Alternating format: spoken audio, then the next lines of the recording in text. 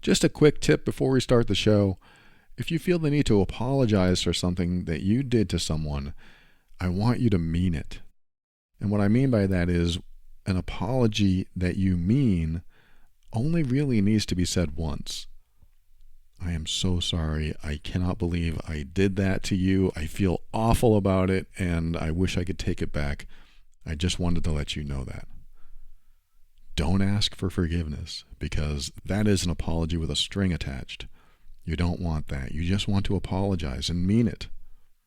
Now, this works in a lot of cases, but there are some cases where it doesn't, like betrayal, infidelity, things like that, where you may need to apologize for quite a long time, and they may want to hear it over and over again. But in most cases, when you need to apologize for something because you wronged someone in some way, mean it. Because if you mean it, you only need to say it once. You might have to say it again if they bring it up, but you don't want to make a habit of it, because then they become desensitized to the apology, and the apology loses its genuineness, its authenticity, and you don't want to do that. Just thought I'd share that just in case it was on your mind. Life presents the toughest challenges. Every day you are faced with decisions that test your ability to express who you really want to be in this world. We're told to keep saying affirmations and keep thinking positively, but what do you do when that stuff doesn't work? Welcome to the Overwhelmed Brain, where you'll learn to make decisions that are right for you so that you can create the life you want now.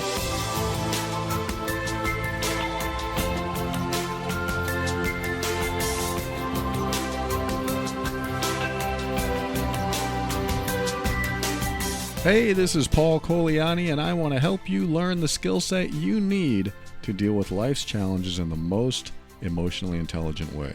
This show consists of my personal opinions and is meant for informational purposes only.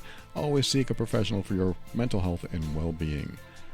All right, I am so glad that you are here. Thank you for joining me today, and I'm going to get right into what we're going to talk about, at least in this first segment, and that is the rut. What rut are you in, if you're in a rut? And this probably won't be a long comment on the rut, but we all know what the rut is. The dog tied to the stake in the middle of the yard spins around and around and around and makes that path, and eventually creates maybe not a deep rut, but you can definitely tell there's a rut there. There's a path because the dog has reached the extent of its leash or its chain. And so it runs around and around. And eventually the rut gets deeper and deeper. And this is what happens in life. We can get into a rut, and especially a rut that we can't get out of because we don't know certain information. For example, in my Healed Being program, where I help emotionally abusive people change, the rut that some of them are in is the person they've hurt is still thinking about whether they want the relationship or not. Like, it could be a romantic relationship, it could be a family member, it could be friends. But if they've hurt people and now they're changing and now they're healing, they're no longer doing the behavior, and they realized how awful they've been and they need to change, and they feel empathy now because, wow, if I was in their shoes and I was doing that to me, that would be terrible. I feel so bad about it. So now I'm not going to do that anymore because I realize how bad the behavior is. And if they are in this situation where the other person can't really make up their mind, there is an amount of time that has to go by for the victim of emotional abuse to consider what they need to do, because they also have to heal. So the victim of emotional abuse, when the abusive person stops hurting them, they now have to consider what their next step is. Because often when the person stops hurting them, it's because the victim of emotional abuse reaches what I like to call their threshold. That is the maximum amount of toleration, and they can't take anymore. They've tolerated enough, and so they've reached the threshold and gone over it. And when the victim has gone over threshold, they usually don't want any more. And they will be very clear, and they will create a wall so that the person who was hurting them can't hurt them anymore. And that wall could be them closing the door to their heart. It could be leaving their life and going no contact. It could be just emotionally shutting off if they live together. But the wall is big, and it is hard to get over and see what's going on, because once it's there, it's sort of semi-permanent. Now, it can come down. There can be a door put in the wall that someone can walk through every now and then, but the wall is there for the victim's protection. Because when they reach threshold, they've decided, that's it, I'm going to protect myself. I've had enough. I'm going to protect myself now so that they cannot hurt me anymore. And the abusive or controlling or manipulative person that has been doing bad behavior, some of them will say, oh my God, I got to change. I got to heal. I got to fix this behavior inside of me because I keep losing relationships, or I'm going to lose an important relationship. And I finally realized that I'm doing hurtful behavior. Yes, it's true. A lot of people don't know they're hurting other people. Could be you. Could be me. Could be hurting someone. I don't even realize it. And when we realize it, hopefully, we stop it. That's my goal. When I learn that I'm hurting someone, I try to stop it. One of the things I like to say, if I find out that I've hurt someone that I care about, if I don't care about them, maybe I wouldn't say this, but if I care about them, I'm going to say, I'm so sorry. I didn't know. I didn't know I was hurting you. Please let me repair this. Let me fix this. I am so sorry. I will never do that again. That's where I go with it. If I find out I'm hurting someone I care about, wow, that hurts me. I think that was not intentional, and I let them know it was certainly not intentional. I'm so sorry. That will never happen again, and I make sure it doesn't. I may not succeed 100% of the time, but I'm going to try like hell to make sure that I succeed in not hurting them ever again, or at least not intentionally, because I may have been hurting them unintentionally. I may have been doing something that I didn't realize was hurtful to them. It can happen. If you don't believe me, I mean, you probably do believe me, but there are some people that hear that and go, how do you know you're not hurting them? It can happen. There are people that won't say anything. They'll just feel the hurt and think, well, I'll just give them the benefit of the doubt and I won't say anything. Or it really upsets me, but I don't want to bring it up now because I don't want to get into an argument. And so we can hurt someone and we may not know we're doing it. But the idea is to be consciously aware, or make ourselves conscious and be aware that we could be being hurtful to someone we care about. And it's pretty easy to figure that out when you look at their expression, when you hear the inflection in their voice. If you are invested in their well-being, you're going to notice it. The problem that can happen is we can become a little too self-absorbed in our own stuff and doing our own thing, and we don't notice their expression, even though we might notice it, but don't really register it.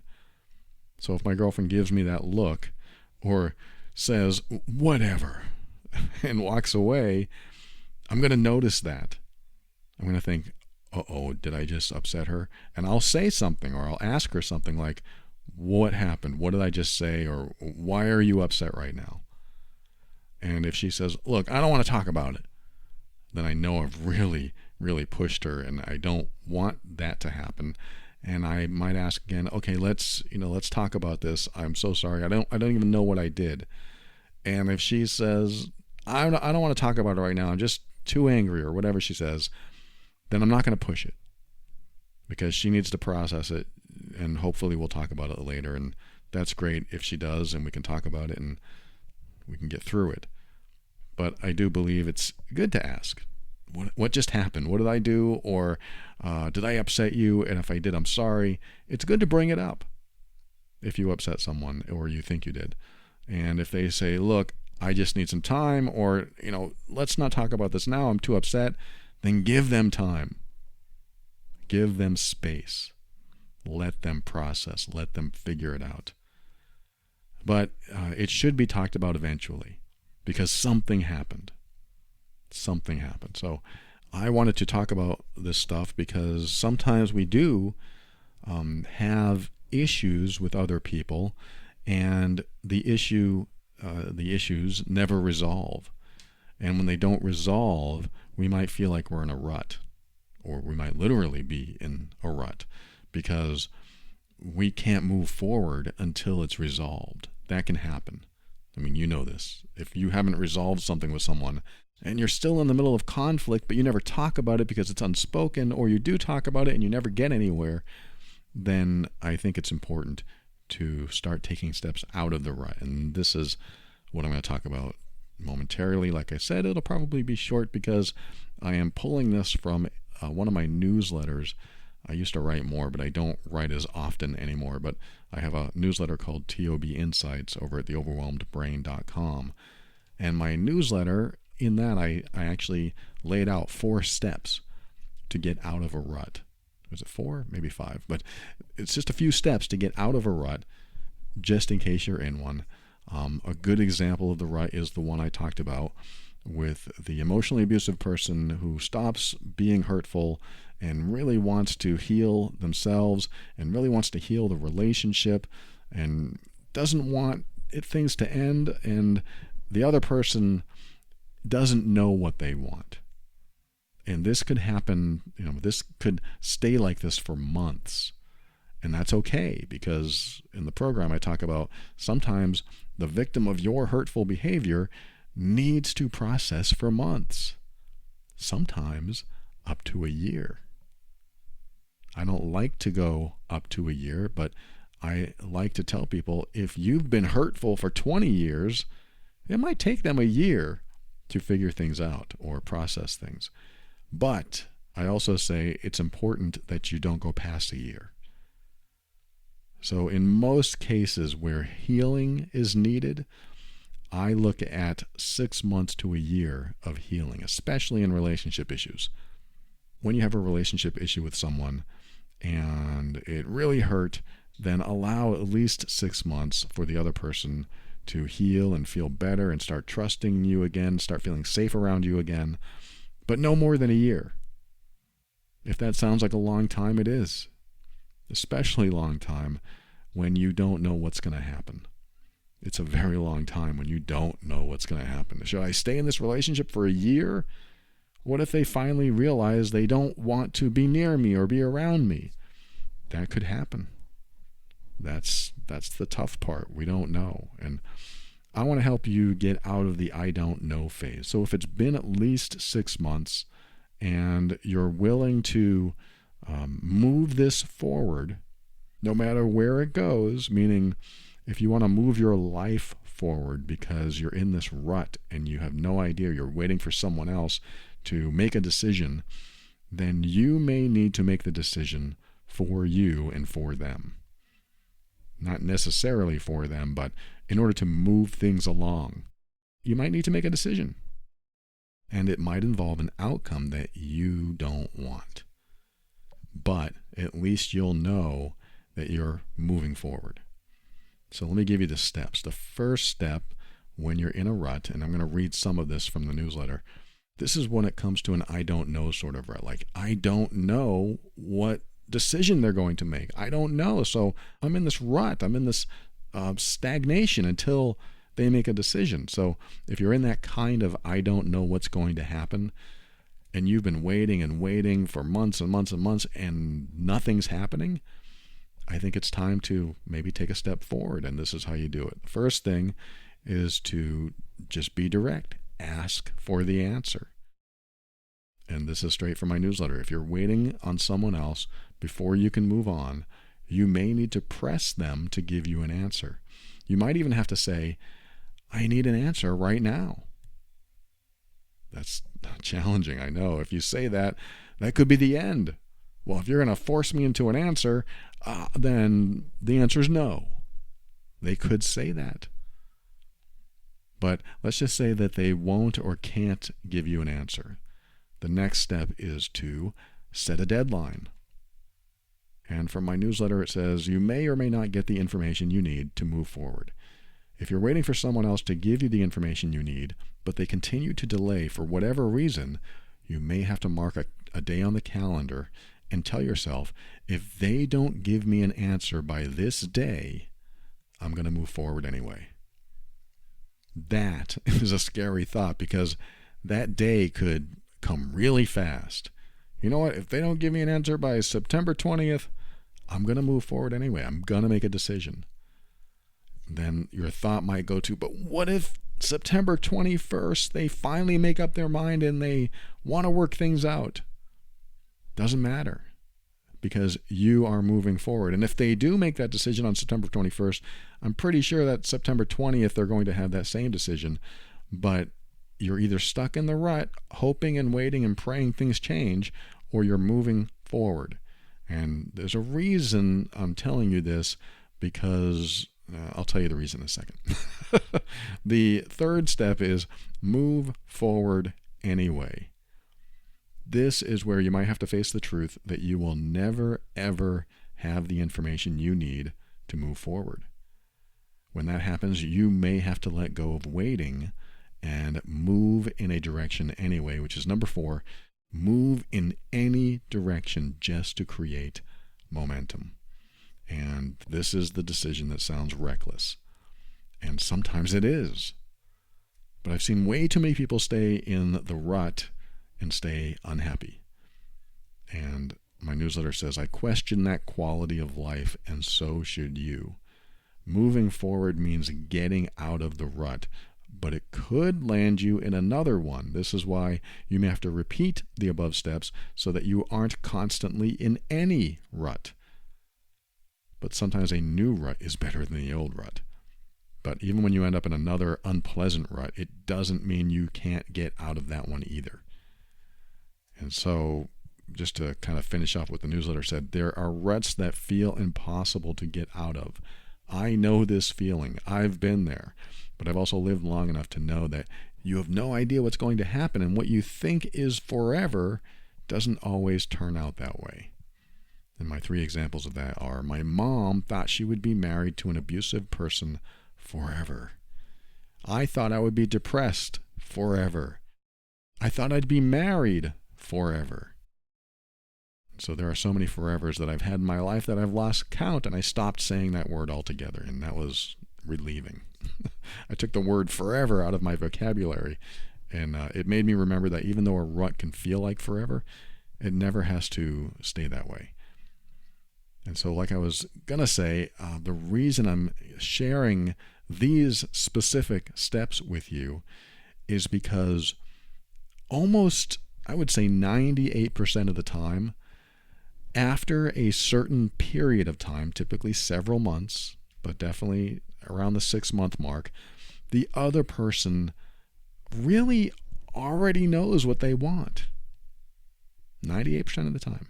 There's always that 2% where this may not be true, but I would say 98% of the time, the other person has already made up their mind. So let's just say it's a relationship issue, and the other person's not sure if they want to stay in the relationship and not sure if they can trust the other person again, and they're just not sure. And so they say, I don't know. I just don't know. Then the other person asks, well, do you think this is going to work out? And the other person who doesn't know says, I don't know. I don't know. So they stay in the rut together, and then the rut becomes comfortable in an uncomfortable way. The rut becomes familiar. And when it's familiar, it's harder to get out of because it becomes a pattern. It becomes routine. So now I'm in this rut, and it's a routine. When it's a routine, why look at it? It's just going to be the same thing tomorrow, and then the same thing next week, and the same thing next month. And then the person who doesn't know and doesn't know what they want to do, they just keep doing that routine. They just keep doing that day-to-day routine, and they stop thinking about it too much. They stop thinking about what decision they really need to make, or the other person wants them to make. I really want you to make this decision so that we can move forward. And then let's just say the victim of emotional abuse says, well, you're just trying to push me. You're trying to control me. You're trying to manipulate me. And, that's abusive. And I'm not going to do that anymore. I'm not going to do what you want me to do anymore. And then the person who's trying to change says, well, at what point are you going to trust me again? Or at what point are you going to know what you want? And then that's going to feel like they're pushing them again. So it doesn't really go anywhere. And that's the hardest part for the person who wants to change, and they have healed, or they are healing, and they're acting so much better, and they're loving and supportive, and the other person just doesn't trust them. But the other person also doesn't know what to do. I'm not putting them down for that. This is what happens. There are times in our life we don't know what to do. I don't know. Should I stay? Should I leave? Should I trust this person again? Should I take this job? Should I quit this job? I don't know. Should I stop talking to my parents? I don't know. What do I do? This is where it's time to get out of the rut using those steps. And I think I started to tell you, the reason I'm telling you all this is because it does force the other person to make a decision, because 98% of the time they already know what they want to do. They just don't want to do it. I feel like I should go in that direction, but I don't want to do that. If I do that, there are consequences. I'm going to have to deal with those consequences, and I don't want to deal with those consequences. So I'll just do the day-to-day routine just like I do every day. That is an avoidance tactic, a measure that some people take to not have to go through that process. And again, I'm not putting anyone down for that. I've been there. I've been in that situation where I had to make a decision, but I didn't want to. I didn't want to make that decision. My first relationship, or one of my long-term relationships, there was a decision in my mind like, well, this isn't working out. Maybe I should leave. No, maybe I shouldn't. But it isn't working out, Paul, talking to myself. But I don't know. Maybe it will. And years later, nothing changed. Never got better. It was stale. Everything about the relationship was in suspension. And the emotions were barely there. We were barely connecting. And so I finally brought it up one day and say, okay, there's something wrong here. There's something wrong in this relationship. What's going on? And I put her on the spot. It sounds like a mean thing to do, put somebody in the spot, but you got to do it. You got to do it at one point, because it cannot last indefinitely. There might be a lot of hope in there, like you hope it doesn't last, but life doesn't move forward unless you do something about it, unless you make decisions. So what I did is I put her on the spot and said, okay, what is wrong? I asked her that question. What's going on? This has been like this for years now. There's something wrong. And she was in the rut where she said nothing. She didn't say nothing. She said the word nothing. Nothing's wrong, she said. And I could have let that go because, okay, she gave me an answer, and if nothing's wrong, but it doesn't feel right to me. This isn't right. It's not only does it not feel right, but a lot of things aren't happening that used to happen in our relationship, and I think it's about time we address them. What's going on? And she said, nothing's going on. I'm fine. So there was no forward momentum for her.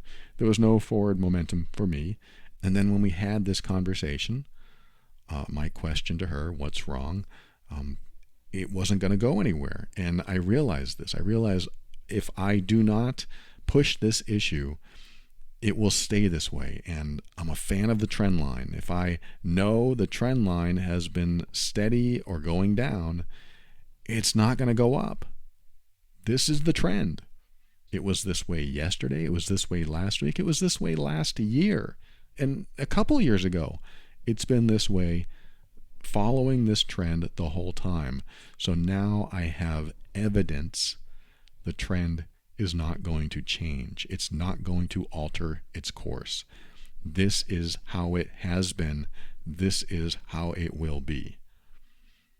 I'm lovingly spelling it out for people who need to hear it this way. This is how it has been. This is how it will be. And now I know, as long as I accept this is my acceptance part, where I look at the trend and decide to accept that this will never, ever change, because it hasn't. There's my evidence. So I put her on the spot and I said, there's clearly something wrong. This relationship is not the same as it used to be. This stopped. We don't do this anymore. And I don't feel any emotional connection from you. And that tells me something's going on. And I just had to force it out of her. I asked her, do you still love me? Because I thought she did. She never said she didn't. So I thought she did, but I had to ask the hard question. This is a way to get out of the rut. You have to ask the hard questions. Do you still love me? Do you still want to be with me? Do you still want me around? I didn't ask all those, but that could be one of the questions you ask. And she said, yes, I still love you. And then that was it. I thought, oh, wait a minute. If you still love me, but things aren't the same, something's wrong. So I had to delve into my psyche. I had to really start digging to figure out what the next question should be, because I really needed to know where this was going to go. I just can't leave it here. I have to push forward, and I have to push harder in a nice way. But I thought, okay, if she still loves me, I could ask what's wrong and probably get the same answer, but maybe I should ask, are you still in love with me? And that's when it hit her. That's when she realized, oh boy, I have to face this. I have to tell him the truth, because I don't want to be a liar. I didn't really want to express this before, but I'm putting words in her mouth right now, but this is what I'm thinking she's thinking. This is the point where I have her up against the wall, proverbially speaking, and I'm asking her the question. I'm making her face reality here, because the reality hasn't been fun. It hasn't been emotionally connecting. And so I asked her that question, and she finally said, I'm not in love. It's not the way I should feel. I should feel differently, but I don't. I don't love you like I should. And that's what I needed to hear. It was the worst thing ever to hear, but that's what I needed to hear to get out of the rut. It was an awful and liberating step. It was awful because it was painful. I thought relationships are supposed to last forever.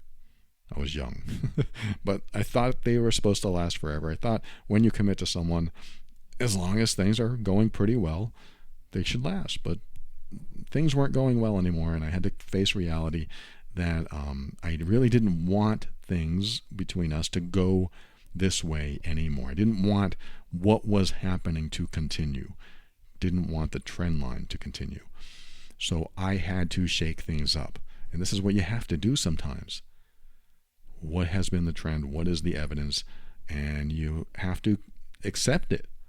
I have to accept what has happened so that I can get out of this rut. Otherwise, I stay in it. What this does is crush hope. I'm telling you stuff that will crush your hope that things will change. But this is what you need to do sometimes to get out of the rut, to move forward and start living again. If you are stuck in this space or this place and you feel like there's more to life, or there's more to life, you might have to put a little pressure on someone for them to give you the answers you need. You might have to get that closure, even if that closure is painful. And yes, like I said, it crushes hope, because all the hope I had that next day or next week things would get better magically, I had to remove that. I had to get that out of my system, because hope was also the thing keeping me in the rut. How do we know how long the rut's going to last? We don't. And sometimes we have to press for an answer. And sometimes we won't get an answer. And this is the last part of this, is that when we don't get an answer, we just need to decide anyway. We just need to move forward anyway. And that was number 4. Just move in any direction. move in any direction. And I wanted to find out with her where we go from here. This girl I was dating for a long time. And she said, I don't know. I asked her, well, does this mean we're breaking up? Does this mean we should live in separate bedrooms? What does it mean? And she said, I don't know. At the time, I didn't know if that was another rut starting, like we're going to now have separate bedrooms and where do we go from there? But I did end up sleeping on the couch that night, and when I woke up the next morning, she left. That was it. She walked away. She walked away from the relationship. She walked away from our home together, and she never came back, only to grab her stuff. But she moved out. She moved on. And when I did finally see her, she was happy. Talk about pain. Talk about an awful feeling that I am just shocked by our breakup, because we were together over a decade. And a few days later, she's happy that we're not together. She's happy being without me. Her rut was her not wanting to hurt my feelings. My rut was never bringing up what I thought was wrong with the relationship. I just kept it going, and she kept it going. And we were in the same rut together. And it just takes one person just to bring up what's going on, just to push this to a solution or a conclusion. And the conclusion that we had was breaking up. And at that time, I was young, I had no coping skills, and I went into a depression, all that stuff that I've talked about in other episodes. But it was needed. When that happened, it was the worst thing that could happen, and the only thing that should have happened, because it was about time. That's what she said. She said it was time. It was just time. Time to, I guess, separate. Time to break up. I don't know. But the relationship wasn't working, so we separated and went our separate ways. And that was hard. But at least we were out of the rut. And when you get out of the rut, the most important thing, the most important opportunity is available. You can start your life again. You can start healing. You can grieve. You can feel the pain because you accept what happened and it's awful, but you accept it anyway. Or maybe it's not awful. Some people get out of the rut and they realize, wow, I should have done this a long time ago. I should have done this months or years ago. Why didn't I do it then? Don't be too hard on yourself if you didn't do it earlier, because you just have to get to that point when you're ready. But one person has to make the move out of the rut when there's other people involved. Otherwise, if it's just your own life, you might have to make a decision. I remember a job that I hated. I hated going to, and I just made the decision that it's either going to change or I'm going to leave. And they said, nope, we're not going to change, and you're going to continue keeping your eyes on your screen and not really saying anything. Just follow the rules. And it was miserable, and I decided that I'm getting out of this rut. This was years later after I learned about how to get out of the rut. Sometimes the only thing you can do is just take action and hope things work out, which is risky. I know. You take action, but I look at it this way. I'm either going to be stuck in the rut and stay there where nothing changes, and I'll know what to expect tomorrow if nothing changes, or I'll move in any other direction. So at least I'm crawling out of this deep rut that I don't want to be in anymore. And let's see what life offers me next. Let's see what challenge comes my way. I don't care as long as I'm out of that rut. Glad you're here. We'll be right back.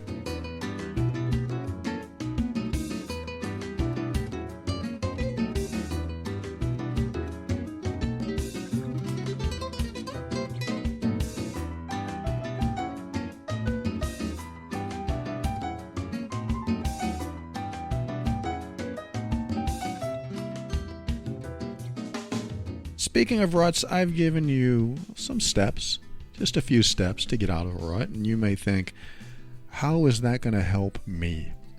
And if you do, That's why we have services like BetterHelp. BetterHelp is one of the sponsors of today's episode of The Overwhelmed Brain, and I am always glad to talk about them because they fill in the gaps. They fill in the spots where I can't reach you, because this podcast isn't interactive. It's not something that I can ask you a question and you can give me feedback. That's what you do one-on-one, and that's what BetterHelp is for. And I want you to really consider using them if you feel like you're stuck in any area of life that you just can't seem to get past. Life can be overwhelming, and many people are burnt out without even knowing it. If you're feeling a lack of motivation or feeling helpless or trapped, you have a sense of detachment, feeling fatigue, all kinds of things that we go through that maybe you could use some help with, and this is what BetterHelp is about. BetterHelp is customized online therapy that offers video, phone, and live chat sessions with a therapist. You can choose to see them on camera or not, totally up to you. It's much more affordable than in-person therapy, and you can be matched with your therapist in under 48 hours. I want you to consider going to betterhelp.com/brain. That's two words, BetterHelp, BetterHelp.com/brain. And when you go there, you'll get 10% off your first month. So no matter what you're working on, what you're going through, BetterHelp is there for you. That's BetterHelp, HELP.com/brain. There's something really satisfying about getting a bunch of matches in a game. You know what I'm saying? It's like you drag your finger and match all of these apples or leaves or water droplets, whatever they are, on Best Fiends. And when you do that, they explode and affect all the items around them, and then they fall down and you hope for more matches and you find ways to be creative. And I'm talking about Best Fiends. This is the game that received all kinds of awards: Editor's Choice, Mobile Game of the Year, People's Choice nominee. This is the game on my phone that I'm not supposed to play games at night, but I do. I play them in bed on my phone because sometimes I'm just laying there and what am I going to do? I just turn the volume down so nobody hears, and then I play some games. That's one game I play that I enjoy so much, and it just never lets me down every time I play it, and I'm always trying to upgrade my fiends so that I can beat the slugs and beat the level. And sometimes I will not put it down until I finish that level. I have to finish the level. This is how I've played the game for, it's been a long time now. I've been almost a year, I guess, been playing Best Fiends. So happy to tell you about it. I want you to go to the Google Play Store or the Apple App Store. Download Best Fiends. That's friends without the R, Best Fiends. It's free to download. I highly recommend you do it. I can't put it down. It has 100 million downloads for a reason. And haven't you earned your fun time? Again, go to the Apple App Store or Google Play to download Best Fiends for free. Plus, earn even more with $5 worth of in-game rewards when you reach level 5. That's friends without the R, Best Fiends.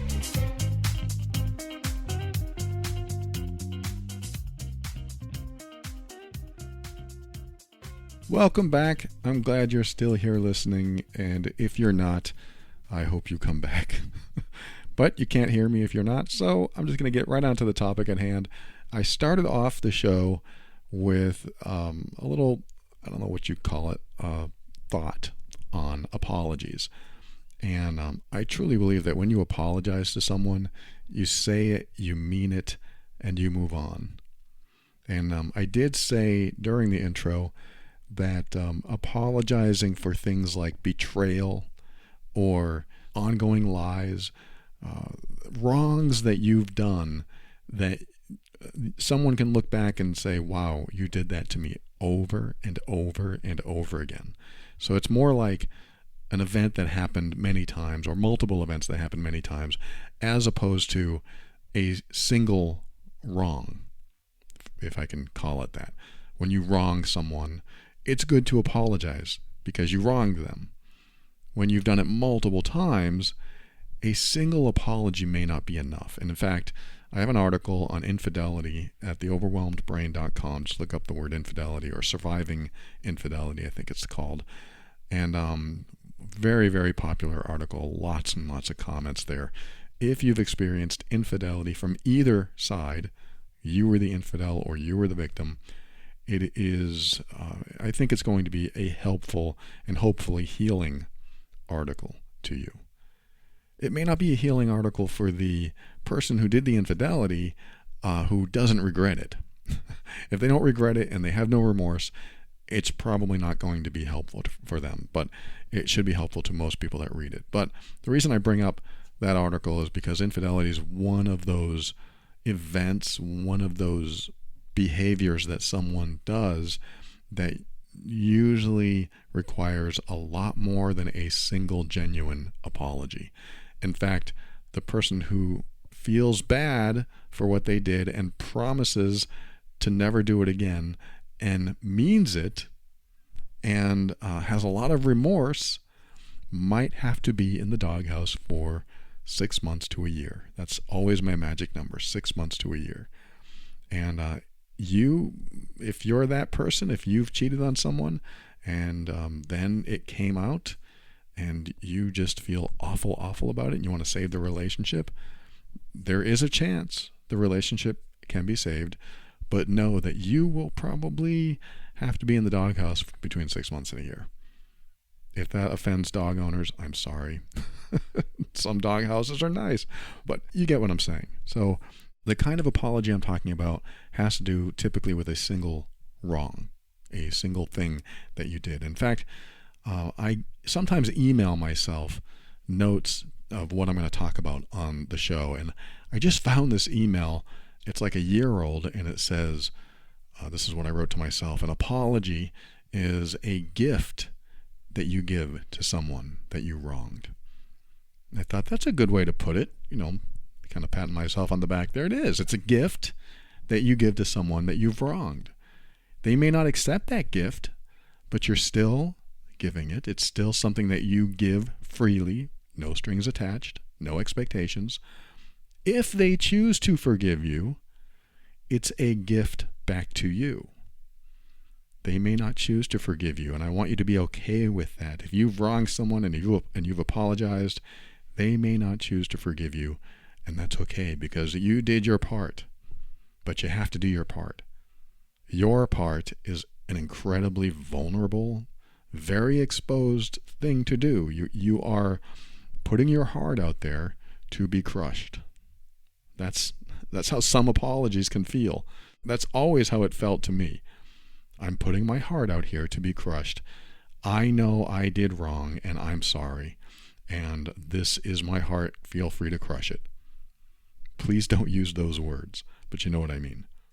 I like to remember that all gifts come with no strings attached. That's the no expectation thing. That's why I call it a gift. A gift is no strings attached. In fact, I remember I used to work with somebody, and I think I needed a ride, or I needed a ride to the parts store. That's what it was. I needed a part for my car. And this person gave me a ride, and I was grateful. And I think it was a few weeks later, she needed something, and I said, hey, I can help you out with that. And I remember her saying, oh, good. I gave you a ride, and now this makes us even. I thought, what a strange comment to say. I didn't know this was like balancing out the equation. I mean, absolutely. I'm going to do it anyway. I'm going to help her out whatever she needs, and she helped me out. But I thought it was sort of the same no strings attached gift that I would feel honored to share with her. I'm happy to give a gift. Hey, what do you need? I'm happy to help. But I'm not looking at it as oh, good, you owe me, so this will make us even. It was just a strange thing, and I'll never forget it. And I use that memory to make sure that I understand that some people, when they do something for you, will expect something in return. And that helps me understand that if they ask for something, that I know how they operate. If I do something for them, I don't expect anything in return. It's a favor. If I hand somebody $20 because they don't have any money for lunch, it's a favor. It's a gift. I don't expect a return unless there's an agreement on it. If we agree that they're going to pay me back, for example, then fine, that's great, no problem. But it's interesting how some people will say, I did this for you, so now I expect something in return. And I'm not saying it's bad or wrong. I'm just saying there are some people that operate like that. And you just have to know, because when I find out how somebody operates like that, I tend not to do anything else for them. I don't want to have that kind of debt with anyone, and I don't want them to have debt with me, because I don't want any expectations like that. I don't want that kind of attachment to gifts in either direction. So I just remember that story, the person I worked with, that she did me a favor one day, and I didn't expect her to wait for weeks or months until I paid that back in some way. It was never discussed. It was just strange to me. But it did tell me how she operates, and whenever I needed help anymore, I definitely didn't accept it from her. Maybe that's critical of me or judgmental of me. I don't know. But I generally don't accept help from people that expect you to help them in return. I mean, I'm going to do it anyway. Of course I'm going to help you. I would help you either way. But it's just weird when it's obligated. It's just a strange thing. But coming back to apologies, when you apologize, give the gift with no expectation of a return gift of forgiveness. That was the last thing I wrote. Give a gift with no expectation of a return gift of forgiveness, because apologies are important. If you're going to look at this as balancing the equation, like I wronged you, to balance that equation, I will apologize. It's all on me. I wronged you, so now I will apologize. It's on me. I've balanced out my own equation. So they don't have to balance it out by forgiving me. I've balanced it out on my side, and this gives me closure. Apologies are supposed to give you closure because they're often hard to do, and because you probably should do it. And if it's on your mind, meaning it's bothering you that you wronged somebody, then maybe it is time to apologize. In fact, really one quick story before we end the show here. I was at a job in the early 90s, and I remember I was caught doing something. I was caught sending an internal email to somebody else. This is when internal messaging and emailing were pretty early, at least in the system or on the computer system we were using. And we were all learning to use it. And I sent, I was in my 20s, and by man standards, that's like 16. So I sent this very immature email that the wrong person got. I was joking in the email, and the wrong person got it, and then that person went to my boss and complained and said that I sent this email. And so my boss, I didn't know about it yet, but my boss calls me into his office, and he just shows me the email. He doesn't say a word. He just shows me the email. I read it, and I thought, oh boy. If he got a hold of this, that means it either printed out at his desk, or somebody grabbed it off the printer, or the wrong person received it. And that's what happened. And I say the wrong person, I just mean I meant to print that for someone else, and the wrong person in my mind received it. So that person was offended. And so my boss hands it to me. I read it, and I had that oh crap moment in my head. And instead of saying, well, this isn't what I meant, and it wasn't meant for that person, instead of making any excuse, I just made it simple and said, I'm so sorry about this. This will never happen again. And he looked at me and said, great. That's all I wanted to hear. And that was it. He let it go. And I think that's all he was looking for. Who wants to get into a big argument or get into all the excuses? I think when you just admit what you did and apologize for it, that's really the extent that you should go sometimes, again, for the single wrong. And I apologize. He accepted the apology. We never talked about it again. I never sent anything like that ever again. It didn't need to be discussed because lessons were learned and all was good after that point. I forget if I even, I might have apologized to the person who found it too. Hey, look, I'm sorry, no offense meant. And I think it was okay because we got along after that. But again, I apologize when I wrong somebody. And apologizing is such a vulnerable thing, like I was saying, that most people, when they see that you are genuinely apologizing, are going to at least see how difficult that is for you to be so vulnerable, and hopefully feel a little bit of, vindication, even compassion, like, wow, you're really stepping up to the plate, and that's honorable. So there are some of my thoughts and apologies, and I hope this helps if you're in that situation, or if not, maybe you don't have anything to apologize about, or maybe you just don't care. You know what? That was me at one time. There were things that I did that I felt were justified, and then 20 years later, I felt really bad.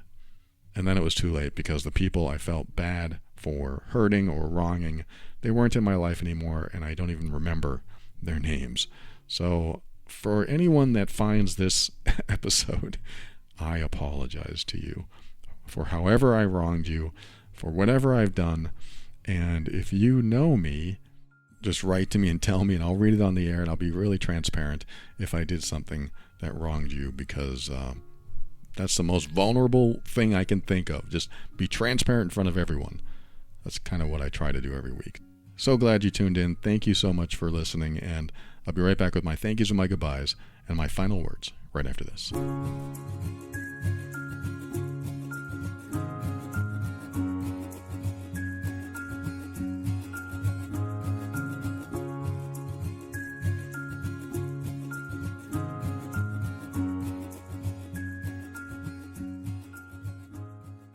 Thank you for listening to another episode of The Overwhelmed Brain. Remember to head over to the Apple App Store or Google Play and download Best Fiends, that's Friends Without the R, Best Fiends, for free today. And also check out betterhelp.com/brain for online therapy that is convenient and professional. That's BetterHelp, HELP.com/brain. I also want to thank the patrons of the week. The patrons are Vanessa, Deborah, Chelsea, Robert, Allison, Walter, Harriet, Anna, Samaya, Brian, Paige, and Kim. I appreciate each and every one of you. These are the financial backers of the show. I read new names every week. So glad that you are on board and so supportive. And once again, I appreciate you. If you value the show like these folks do and want to give back, head over to moretob.com and choose the option that you want to support the show. And of course, when you're in the patron program, there's another 100 episodes you've never heard. Check it out over at moretob.com. And for a show on how to deal with difficult relationships, if you want to learn how to deal with that difficult, manipulative, or controlling person, visit loveandabuse.com. That's my other podcast. And if you are that manipulative, controlling, or emotionally abusive person, head over to healedbeing.com, because I have a feeling if you're listening to this show, you probably want to change that about yourself. I offer many lessons, Q&As, and even an online support group over at healedbeing.com if you are looking to heal from hurting the people you love. And finally, thanks to Kevin MacLeod of Incompetech.com for some of the music transitions in The Overwhelmed Brain. And speaking of apologies, my final words on this has to do with an email that I received last year. This person wrote and said his wife accused him of cheating day after day after day. And he says, I swear I've never cheated. I don't know why she thinks this. I've never cheated. But I guess she had gained some weight, and he feels ashamed to say that he wasn't attracted to her anymore. So I guess the sex had stopped and they weren't as intimate. So she just continued to accuse him of cheating. And he swears he never did. And then he found out that she eventually cheated on him. So this brings up a really good point. I hope nobody needs to hear this, but if you do, some people will accuse you of their past or future behavior. Might want to write that down. Some people will accuse you of their own past or future behavior. And what that means is they're trying to justify what they've done or what they're going to do. So if they're accusing you over and over again and you've said, look, I swear I haven't done this, then that might be going on. Unless you did it. If you did it, then they have a reason. But I'm talking about if you didn't do anything wrong and they keep accusing you over and over again, there might be some guilt on their mind. There might be something going on with them that they need to heal in themselves, or they want to do something that is not within the boundaries of the relationship or your friendship or your whatever connection you have with them. If they're accusing you of something, they may need to feel absolved in themselves. Maybe they want redemption of some sort. Who knows? But there's often something behind the curtain when somebody's doing that. You cheated on me. I know you did. I know it. What? I didn't cheat on you. Where are you getting this information? If my girlfriend said something like that, I would say, no, I didn't. And if you believe I did, why are you still here? Why are you with me? If you don't have trust for me, then you should get out of the relationship. That's pretty bold. I know. That's like, what? You're willing to end the relationship? Yes. Yes. If she continues to accuse me of something I didn't do, I'm not going to stand for it. If you don't trust me, you shouldn't be here. You should leave. No, you should leave. How about that? That might be the argument. But I don't think it's ever going to happen in my relationship. But this does happen, doesn't it? Some people will continue to pummel you with accusations when they're probably feeling bad about something they did, or they want to justify something they did, or they want you to do something wrong so that you initiate the separation. If it's a romantic relationship, a separation, a divorce. If it's a friendship, then they're trying to put you on the spot so that they can say you ended the friendship. I mean, no matter what the relationship is, you ended this. It was your fault. And then they can say, see, I was right about you. This is how we get painted into a corner. People will continue to accuse us. And it's interesting. I actually watched a special on police investigations, or actually interrogations. I watched a special on interrogations. And I don't know if this still happens, but I know in the past, police interrogators will continue badgering the person until they admit something that maybe they didn't do. We know you killed her. We know it. We have evidence that proves you killed her. Your fingerprints are on the knife. We know you did it. And there are actual stories that people didn't do it, yet after 6 hours, 8 hours of interrogation, with the interrogator just wearing them down, they finally admit. And it's not even an admission because they didn't do it. They just say, okay, I did it.